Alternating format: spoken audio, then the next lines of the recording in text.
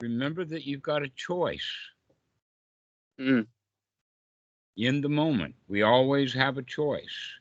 We don't have a choice to get rid of anxiety forever, but we have Right. a choice about what we're going to do with any anxiety that we can experience right here, right now. Okay. So I think because my expectation was should be able to eliminate any kind of physiological response to the environment. Right. We try to solve big problems and then see that it's a big effort and it's hard effort to get a big problem solved. The reality is that in this present moment, at best, there's only a tiny little problem, one that Right. can be fixed easily. And that makes it easy to practice. When you see the anxiety and say, aha, I see that anxiety, most people will instead do the wrong thing. They'll say, I've got anxiety again. And that makes it even worse. Not only do they have anxiety, they have not liking about the anxiety. Right. Like they just throw stories on top of it, I suppose, and interpretations that sort of exacerbate it. And make it worse. Mm. But the easy thing to do is when we see it, we can say, aha, I see you. And you're correct about making friends with it. You're correct about seeing it as it is, playing with it as a toy. An example of Right. playing with it as a toy is as I breathe in, I can expand that anxiety because almost always anxiety is an uncomfortable experience in the body, generally in the chest area, sometimes in the belly, and sometimes up to the throat, and sometimes the whole show. But in any case, it's around the breathing area, so you can use the breath as a tool to play with it. And so you can breathe in and watch the anxiety as it changes and breathe out and see if it changes. Can it expand when you breathe in and contract when you breathe out? Can you move it up when you breathe in and down when you breathe out? Begin to play with it as a toy, and pretty soon it goes away. And then the next thing that happens is, hot dog, that anxiety is gone now. And that's the same for all kind of feelings. Right. And then you can feel good. You can control your feelings. A lot of people don't feel in control of their feelings, that in fact our language doesn't support it. An example of that would be, I am frustrated. I am uptight. I am anxious. Well, guess what? You are not the anxiety. You are not the frustration. You are not the anger. You are not the sadness. That's just an emotion, just an experience. And you've got a choice over it. It doesn't own you. That you can develop the skills to take over. And we're It sort does. of practicing our way into feeling good because so long, I think a lot of us have been practicing our way into feeling bad. We are experts at teaching ourselves and practicing feeling bad. We learned how to do that when we were really young, and we really do it in school. How many students in school do you know when you ask them about school, they'll say, hot dog, I really love it. No, they pick it up from all the other people. Nobody likes school, not even the teachers. Even the teachers are not enthusiastic about it. And so it's a misery producing system. And so we spend years in that misery producing system, practicing it over and over and over again. And so now we're coming into the Dhamma. It's going to take some extra practice to remember that I can have a smile. I don't have to feel bad. That I have a choice here. And that choice is available every moment, moment by moment by moment. If I can remember, I can put a smile on it.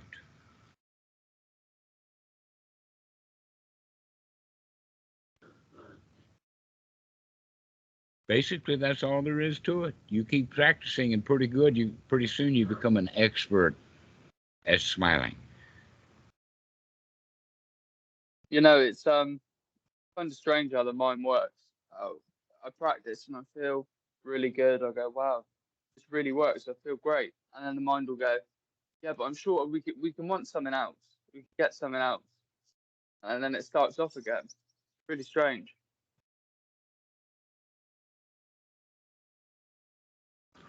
Well, the question though is that do I like it really strange, or do I hate it really strange? Mm. Because we have a choice. And in fact, generally calling it strange is already we don't like it. It's unfamiliar. Mm. And when we can see that we're calling it strange, we can say, wait a minute, I don't have to call it strange. I can get to know it, call it a friend.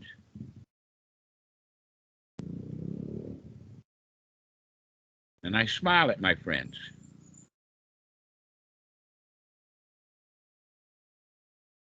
So I think something I'd like to ask you about, or more, I'd like to sort of relay my understanding of the Buddha's path as you lay it out.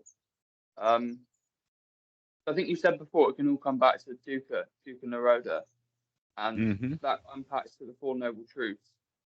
And the Fourth Noble Truth is synonymous with the Eightfold Path. And we practice Anapanasati to fulfill the Noble Eightfold Path.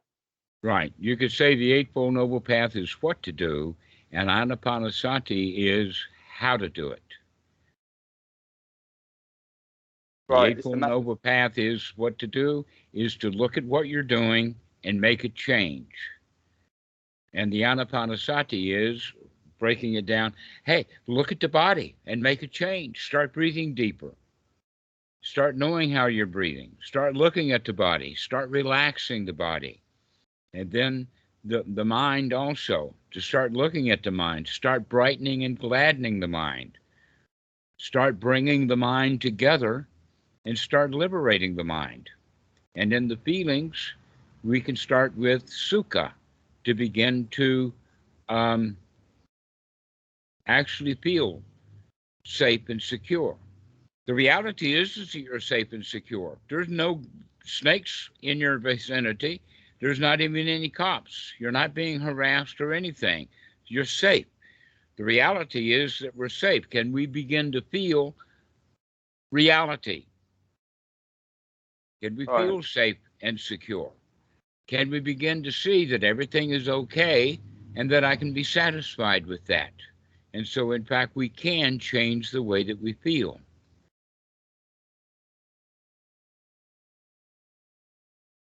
How does that tie in with the four foundations of mindfulness and then the seven factors? That is the four foundations of mindfulness. I've just mentioned three of them: the Okay. body, Right. the feelings, the mind, and the mind's objects, including reality.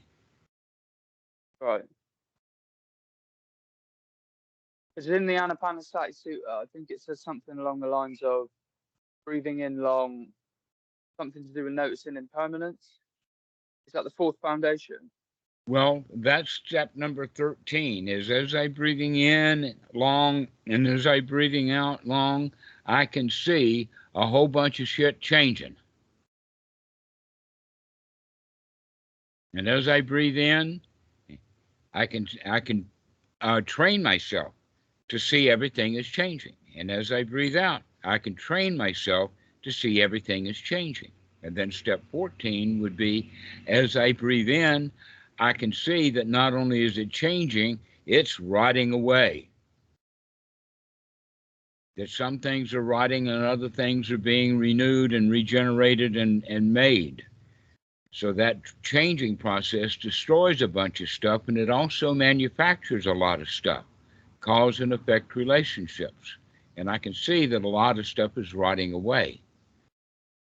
And then I can see by that changing that many things are now gone. They're old. They're dead. And then step 16 is as I breathe in, I can let all of that stuff go. And as I breathe out, I can let it go. Just throw it away. Just drop it. And Right. So I that's was the going to ultimate. ask, is there a certain kind of instability that can come from noticing impermanence to acute Yes, feelings of, absolutely. But instability is the reality of our situation. Get used to it. yeah, I'm finding it quite hard to deal with that when it's really noticed. It becomes quite unnerving. Well, I understand that. And basically, what's really going on when people get unnerved or when, um, let us say, what was the word that you used? Unstable? People who are unstable are the ones who can't go with the flow. For Yeah. instance, they're standing on the beach or they're standing on the shoreline of the river, and the flood comes in the river, and it starts coming up over their knees, and they're not watching. If they could see that the river is rising, get out of its way, but they won't do that. And then they get upset because things changed and they didn't like it. Okay, those are the people who are unstable, is they're not paying attention to the reality is that things are changing. And they try to remain the same, but everybody else can say, hey, the reality's changed and you are not changing, which makes you look unstable because you're not keeping up with reality.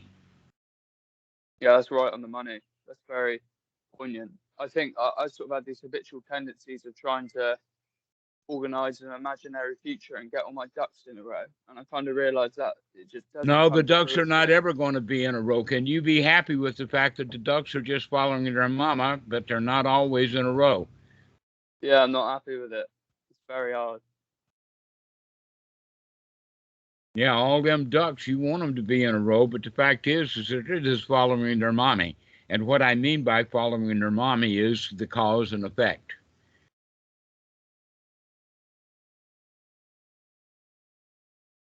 That's the whole point. Is that here's an example of that is that the engineers, for instance, in Japan, they have so many earthquakes so frequently in Japan that the engineers build even regular houses to withstand earthquakes. And so when an earthquake happens, the house shakes for a while, and then it settles down and it's good to go, no problem. To where in other places where they're not watching for earthquakes, and yet they're very frequent. For instance, in Afghanistan, they probably have more earthquakes than they have in Japan or something close to it. And they're always talking about the great big disasters that happen because of the landslides and the buildings getting knocked down. That's because those buildings were not ready for the earthquake because the Mm, people weren't ready for the earthquake, even though the earthquakes are happening on a regular basis. So right. you can take that as a big example and recognize that that's a little example. The earthquake would be that the door won't open. And I want the door to open and it won't open. How am I going to feel? Well, some people get really unstable. Yeah. I could open the door yesterday and I was expecting to open this door and now I can't. That things keep changing. You know, I heard something the other day and I've really thought, oh, that's impermanence. It was something like over two-thirds of medical school students' knowledge by the time they qualify is made redundant, basically. So people see the medical field as a fixed thing, but it's all on the fly, really. A lot of it is improvisation to an extent. Hmm. That's because medical science is a moving target. But Mm. doctors want to keep things the way that they are because Yeah. they like it. They like being wealthy and rich. But when you're let us say if you go to a doctor who's 50 years old, then that means that the medicine you're getting is 20 years old or maybe 30 years old. No, it's closer to 20 because it takes them to age 30 to get out of medical school.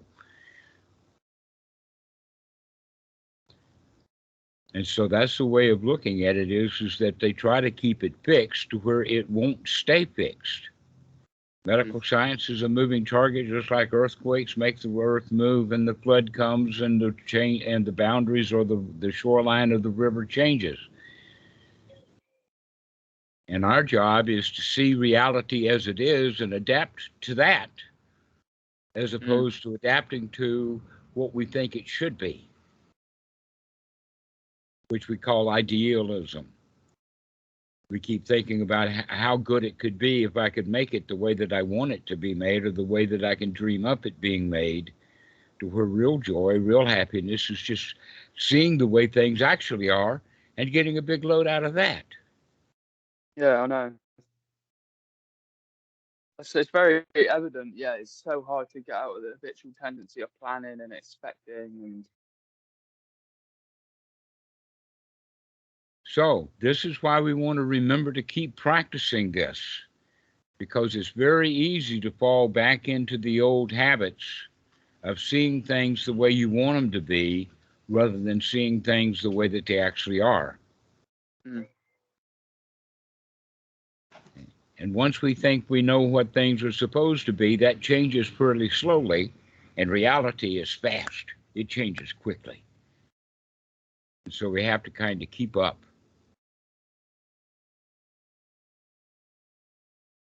We have to remember to keep up. Yeah, I hear this, and it's like it sounds like the only sanity, really. It kind of straightens my neurotic knots out a bit.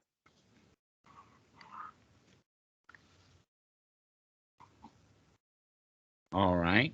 Do you have any other questions? Because I think that we've covered this one pretty well. No, I'm just going to practice, I think. All right. You go practice. You remember to be happy. You remember to put a big smile on it.